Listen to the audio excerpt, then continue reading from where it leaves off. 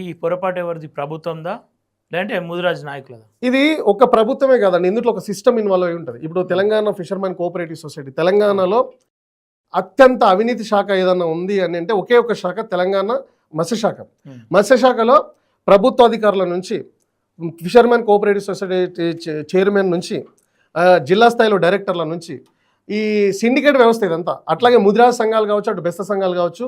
ఈ సంఘాల్లో అంటే ఇప్పుడు ముదిరాజు కులంలో ఉన్న కొంతమంది దళారీ వ్యవస్థ అనేది ఉంటుంది. అది ఏ వ్యవస్థలో ఉంటుంది. ఇప్పుడు బెస్త సంఘంలో కూడా ఇప్పుడు బెస్త సోదరులు గ్రామీణ స్థాయిలో వాళ్ళు చేపలు పట్టుకుంటారు, వాళ్ళకి తెలియదు ఇదంతా ఏం జరుగుతుంది. అట్లాగే ముదిరాలకు కూడా ఏం తెలియదు, గ్రామీణ స్థాయిలో పట్టుకునే మత్స్యకారులకు తెలియదు. ప్రతి కులంలో ఒక దళారీ వ్యవస్థ, ఇది సిండికేట్ అయ్యి ప్రభుత్వంతో చేతులు కలిపి అటు ప్రభుత్వ ఉద్యోగులు, అటు మత్స్యకారులు, ఇది ఈ మత్స్యశాఖ అధికారులు వీళ్ళందరూ కలిసి ఒక సిండికేట్ అయ్యి పెద్ద ఎత్తున కరప్షన్ చేస్తున్నారు. ఈరోజు బెస్ట్ ఎగ్జాంపుల్ ఏంటంటే చేప పిల్లల పంపిణీలో ఈరోజు టెండర్ల ప్రక్రియనే అవినీతి, అతిపెద్ద అవినీతి. ఈరోజు ₹1 కోటి ఈరోజు టెండర్ వేస్తే అందులో 10 లక్షలు కూడా ఖర్చు పెట్టే పరిస్థితి లేదు. మీకు ఈనాడు లాంటి, సాక్షి లాంటి, లేదంటే వెలుగు లాంటి, నమస్తే తెలంగాణ లాంటి మెయిన్ పేపర్లు చాలా అంటే చాలా మీకు పెద్ద పెద్ద ఆర్టికల్స్తో వేశారు. కొన్ని చెరువులలో చేపలే వదలలేదు.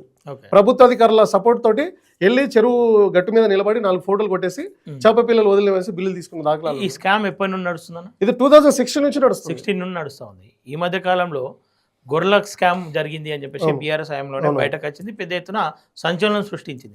అంటే జనంలో మీ తర్వాత 3వ స్థానంలో ఉన్నటువంటి గొల్ల కుర్మలు పెద్ద ఎత్తున పోరాటాలు చేశారు. మరి ముదిరాజులు ఎందుకు మౌనంగా ఉన్నారు? ఇది గ్రహించలేరా, లేదంటే గ్రహించిన మౌనం పాటిస్తారు? ఇప్పుడు ఒకటి ఏంటంటే అన్న, ఇప్పుడు ముదిరాజులకి మిగతా కులాలకు ఉన్న తేడా ఏంటంటే ముదిరాజులో నాయకత్వ లోపం ఉంది. ఓకే, ముదిరాజులు మీరు ఎక్కడన్నా చూడండి, బీఆర్ఎస్ పార్టీకి ఒక సంఘం, కుల సంఘం పెట్టుకుంటాడు, బండప్రకాష్ ఉంటాడు. బీఆర్ఎస్ పార్టీలో మీరు మామూలుగా బీఆర్ఎస్వి లీడర్లన్నీ ఎవరన్నా అడగండి, జిల్లా మండల నియోజకవర్గ స్థాయిలో మహిళా లీడర్ని ఎవరన్నా అడగండి. 2016 నుంచి 2016-18 నుంచి బండప్రకాష్ గారు బీఆర్ఎస్కి అనుకూలంగా పనిచేస్తున్నారు. ఆ రోజు నుంచి ఈ రోజు వరకు బీఆర్ఎస్ పార్టీలో బండప్రకాష్ కాకుండా ఒక నాయకుడు అన్న ఎదిగిందా? ఈరోజు మీరు బీఆర్ఎస్విలో స్టూడెంట్ వింగ్లో పనిచేస్తే ఏ ముదిరాజు బిడ్డనని అడగండి, వాళ్ళ ఎదగడం వాళ్ళకి ఇష్టం లేదు, వాళ్ళు ప్రపోజ్ చేసే పరిస్థితి లేదు. 2023లో బీఆర్ఎస్ ప్రభుత్వం ఒక ఎమ్మెల్యే టికెట్ కూడా ఇవ్వకపోతే ఈయన కనీసం ఒక ప్రెస్ మీట్ పెట్టలేదు, కనీసం ఖండించలేదు. తెలంగాణలో 40 లక్షల జనాభా ఉన్న ముదిరాజులకు అన్యాయం జరిగింది, ఆ బాబు మా టికెట్ ఒక్కటి కూడా ఇవ్వలేదని మాట్లాడే పరిస్థితి లేదు. ఉల్టా ఇక్కడ పొరపాటు ఎవరిది? బండప్రకాష్ ముదిరాజుల పక్షాన నిలబడినటువంటి బండప్రకాష్ దా, మా బండప్రకాష్ ఏది చెప్తే అదే న్యాయం అని చెప్పేసి నమ్మేటువంటి ముదిరాజులు. నేను అదే చెప్తున్నా, బండప్రకాష్ ఇట్లా బీఆర్ఎస్ ఎట్లయితే అంటే ఒక వ్యవస్థని అంటే ఆయనకు ఇంకో నాయకుడు ఎదగడం ఇష్టం లేదు. ఇదే సినారియో కాంగ్రెస్ లో ఉంది. ఇప్పుడు కాంగ్రెస్ లో కూడా 3-4 తలకాయలు ఉంటాయి. విషయం ఏంటంటే మీరు అబ్జర్వ్ చేయండి, యాదవ్లో కానీ, గౌడ్లో కానీ, మున్నూరు కాపులో కానీ, లేదంటే కుమ్మరి, కమ్మరి, చాగల్, మంగల్లో ఏ పార్టీకి ఆ పార్టీల్లో నాయకత్వం పెరుగుతుంది. ముదిరాజులో అట్లా ఉండదు. వీడే కాంగ్రెస్లో ఉంటాడు, వీడే కాంగ్రెస్ పార్టీ, వీడే బీజేపీలో ఉంటాడు, వీడే బీఆర్ఎస్లో ఉంటాడు, వీడే టీడీపీలో ఉంటాడు, రేపు వీడే ఎంఐఎంలో కూడా ఉంటాడు. సో 4-5 లీడర్లే ముదిరాజు జాతిని అట్లా చలామణి చేస్తుంటారు. మీరు చూడండి, మీరు చాలా వేదికలు కూడా అబ్జర్వ్ చేయండి. 2016లో ముదిరాజు సభ అని ఒకటి పెడతారు. 2016లో రవీంద్ర భారతిలో పెట్టినప్పుడు స్టేజ్ మీద ఎవడు ఉంటాడో 2026లో పెట్టినప్పుడు కూడా వాడే ఉంటాడు. సో బీఆర్ఎస్లో ఆ రోజు నుంచి ఈ రోజు వరకు కూడా ఇంకో నాయకుడు ఎదిగే పరిస్థితి లేదు. అట్లాగే కాంగ్రెస్లో అదే ఉంది, బీజేపీలో కూడా అదే పరిస్థితి ఉంది. అయితే ఈ నాయకత్వం ఎదగకపోవడం వల్ల ఈరోజు ముదిరాజులు తమ హక్కుల గురించి మాట్లాడే పరిస్థితి లేదు. అన్నిటిని మించి ముదిరాజుల్లో వెనుకబాటుకు ప్రధాన కారణం ఏంటంటే విద్యలో వెనుకబాటు ఉండడం వల్ల. ఈరోజు తెలంగాణ రాష్ట్ర ప్రభుత్వం చేసిన సర్వేలో కూడా వాళ్ళు చాలా స్పష్టంగా చెప్పింది ఏంటంటే ముదిరాజు కులంలో తెలంగాణలో అత్యధికంగా డ్రాప్అవుట్స్ ఉన్న ఏకైక కులం ముదిరాజు కులం అని చెప్పారు. ప్రతి 100 మందిలో 80 మంది కనీసం 10వ తరగతి కూడా చదివే పరిస్థితి లేదు. ఈరోజు దానికి కారణం ఏంది?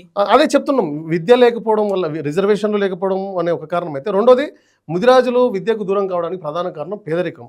రెండోది వాడికి విద్య అనేది లేనప్పుడు, వాడు స్కూల్కి వెళ్ళినప్పుడు వాడికి ఉద్యోగాలు రావు. వాడికి ఉద్యోగాలు రానప్పుడు, వాడు చదువుకున్నప్పుడు వాడికి జరుగుతున్న అన్యాయం తెలియదు, వాడికి రావాల్సిన హక్కులు కూడా తెలియదు, వాడు రాజకీయ వాట గురించి మాట్లాడలేడు. ఇట్లాంటి కారణాల వల్ల ఈరోజు వాడికి జరుగుతున్న అన్యాయాన్ని, లేదంటే వాడి సమాజం మీద జరుగుతున్న దోపిడీ వాడు ప్రశ్నించే అవకాశం ఇంకెక్కడ ఉంటుంది? ఈరోజు పేదరికానికి ప్రధాన కారణం విద్యనే. డాక్టర్ బాబాసాహెబ్ అంబేద్కర్ గారు కూడా చాలా క్లియర్గా చెప్పాడు, ఎడ్యుకేషన్ అనేది మన వర్గాలని చైతన్యం చేయడానికి ఉన్న ఒకే ఒక ఆయుధం. ఈరోజు ఆయుధం ఏదైతే ఉందో దాన్ని పూర్తిగా విస్మరణకు గురి చేసింది కదా ముదిరాజు కులానికి. ఈ రాజకీయ పార్టీలు కావచ్చు, కుల సంఘాలు కావచ్చు, ప్రజా సంఘాలు కావచ్చు.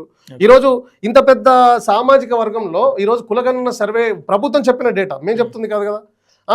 దేశానికి స్వాతంత్రం వచ్చి 75 ఏళ్లలో కనీసం ఈ రోజు కూడా కనీసం 1% 1 to 2% కూడా విద్యలో ఈరోజు ముదిరాజులు ముందు లేరంటే 8% పాపులేషన్లో ఇంకా దేశంలో ఇంకా ఎక్కడ ముదిరాలు గౌరవంగా బతికినట్టు, వాళ్ళకి ఎక్కడ వాళ్ళకు సమాజం మీద లేదంటే చట్టాల మీద వాళ్ళకి జరుగుతున్న అన్యాయం మీద తెలుసుకునే అవకాశం ఉంటుంది. సో ఈ కారణాల వల్ల ముదిరాజ్ సంఘ నాయకులు వాళ్ళ ఎలక్షన్స్ ముందు రాజకీయంగా వాళ్ళ యొక్క అంటే ప్రాబల్యం చూపించుకోవడానికి ముదిరాలను వాడుకుంటారు తప్ప ముదిరాలకు ఉపయోగపడేది అయితే లేదు అది.